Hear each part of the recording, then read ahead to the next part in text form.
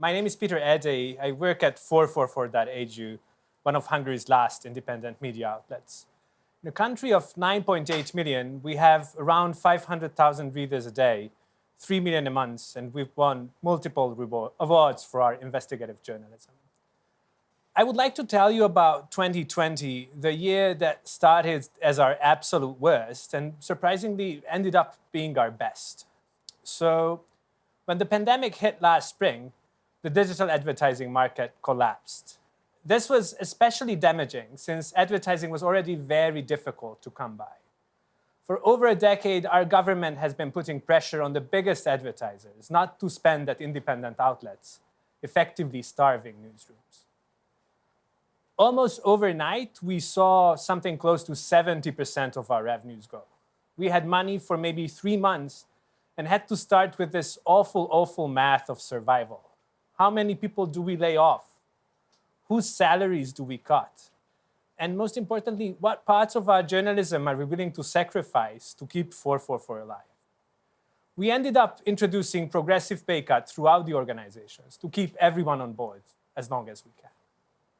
While we struggled to stay afloat, government-aligned actors moved against independent media yet again. New owners gained control of Hungary's largest news site, Index.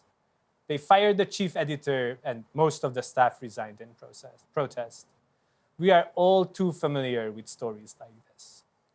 It was a very bleak moment. I think the first 6 months of 2020 were the most difficult for independent journalism in Hungary since the democratic transition of 1989.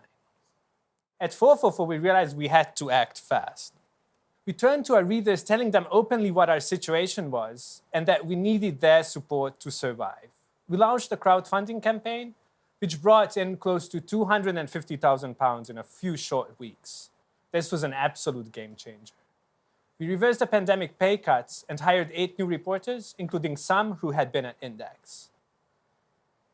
We extended our coverage, launched new podcasts, newsletters, and struck deals with prestigious outside contributors.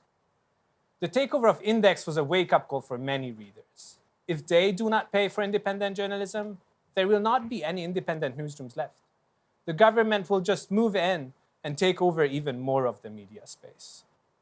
Now we are working hard to create a new and sustainable business model for 444, one that is not reliant on such extreme and traumatic events. This is why I came to Oxford, to study audience revenue programs in challenging political environments like ours, to learn how to get affluent audiences to pay for public service journalism for all. There's a lot of talk about declining trust in news. And fair enough, when people have to make critical decisions about their health and security based on what is reported, trusting the right source can literally save lives. But it's also important to think about how much we as journalists trust our audience.